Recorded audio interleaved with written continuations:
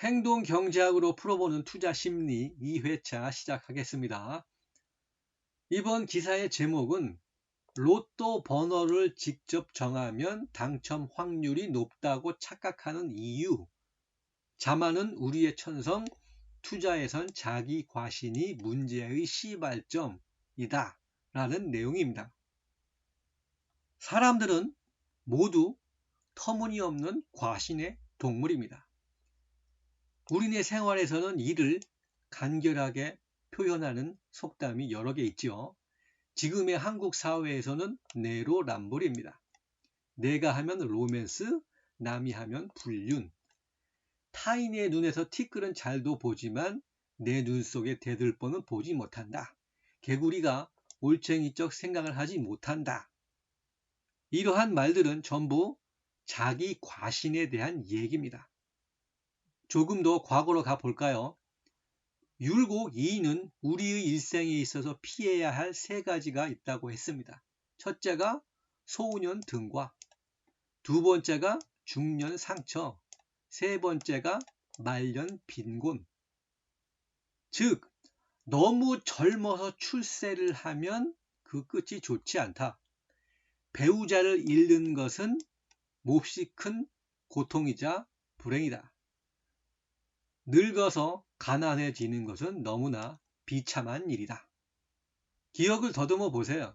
우리의 뇌리에는 젊은 나이에 벼락스타가 되었다가 사고를 치고 흐지부지 사라지는 사람들이 한두 명은 떠오를 겁니다.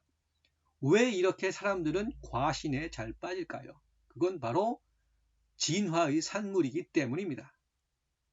먼 옛날 나무 위에서 생활하다 최초로 땅을 디딘 영장류는 어떤 감정을 가지고 있었을까요? 이 원숭이 시조가 무태서 이족 보행을 시작한 것은 용기와 자신감이 없었다면 이루어지지 못했을 수도 있었습니다. 자, 새로운 것에 도전하는 것은 자신감 혹은 자만심이 없으면 어려운 일입니다. 만약 우리의 유인원 선조가 이러한 자부심을 갖지 못했다면 우리는 지금 이 자리에 서 있지 못했을 수도 있습니다. 이와 같은 조상의 심리적 편견은 우리의 DNA에 심어져서 대대손손 이어집니다. 그리하여 나만은 다를 것이라는 느낌, 우리는 이 감정에 휘말려 창업을 하고 로또를 사고 뭔가 또 다른 자기의 삶을 삽니다.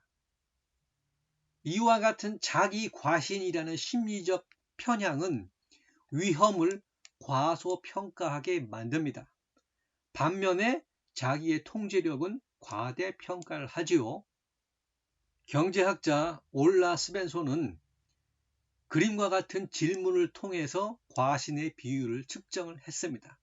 그 결과 미국인은 88%, 스웨덴 그룹은 77%로 나타났습니다. 설문조사를 했어요. 당신은 운전을 잘 하는가? 다른 이와 비교한 운전 실력은 평균인가? 아니면 평균 이상인가? 그것도 아니면 평균 이하인가? 그랬더니만 대부분의 사람들이 자신의 운전 능력은 평균 이상이다 라고 답했습니다. 이와 같은 자기 과신은 수많은 창업 실패에도 불구하고 우리가 비즈니스를 일으키는 근원입니다. 극히 낮은 확률에도 불구하고 복권을 사는 이유예요. 즉, 나만은 다를 것이라는 생각은 우리의 천성 중 하나입니다. 이것이 투자의 세계에서는 어떻게 작용을 할까요? 정보가 많을수록 판단을 그르치기 쉽습니다. 그리고 자기 과신은 더 많은 첩보를 수집하게 만들어요. 왜냐하면 정보가 많을수록 제어력에 대한 착각도 커지기 때문입니다. 손에 넣을 수 있는 소스가 많아지고 그에 대한 주도권이 커질수록 자기 과신의 감정도 증대합니다. 그러나 불행하게도 사람들은 자기가 보고 싶어 하는 것만을 봅니다. 다시 말해 우리 모두는 예외 없이 새로운 정보를 필터링합니다. 그래서 자기의 믿음을 공고히 해주는 자료만을 취한다는 얘기입니다. 내 신념과 반대되는 사실에 대해서는 맹인이 되어버려요. 이러한 심리적 편향으로 인해서 우리는 객관적으로 생각할 수가 없습니다. 권력자의 곁에 쓴소리를 하는 참모를 놔두는 경우는 좀 드물지요. 우리는 역사를 통해서 이를 수없이 목격해 왔으며 지금 우리의 주변도 마찬가지입니다. 나와 코드가 맞지 않는 사람을 배척하는 것은 지극히 자연스러운 일입니다. 살면서 한 번쯤은 사봤을 복표를 떠올려 보세요. 자, 그냥 무작위로 사는 방식보다 로또처럼 번호를 직접 선택할 수 있으면 판매량이 월등하게 늘어납니다. 이처럼 내가 어떤 사건에 대해서 통제력을 발휘할 수 있게 되면 주도권에 대한 환상이 늘어나요. 이는 주식시장에서도 증명된 사실입니다. 자, HTS가 대중화되면서 수많은 사람들이 트레이딩에 몰두합니다. 지금은 시대 변화를 반영해서 MTS로까지 발전을 해서 트레이딩 화면에서 벗어나지 못하게 만들고 있어요. 또한 익숙함과 연속적인 성공 그리고 대량의 정보가 더해지면 이러한 과시는 더욱더 심해집니다. 사람들은 새로운 자료를 접할 때 그 정보의 중요성을 지나치게 강조합니다. 반면에 정확성이나 확실성에 대해서는 간과하는 편이에요. 그런데 안타깝게도 우리가 받아들이는 정보의 대부분은 쓸모없는 것들입니다.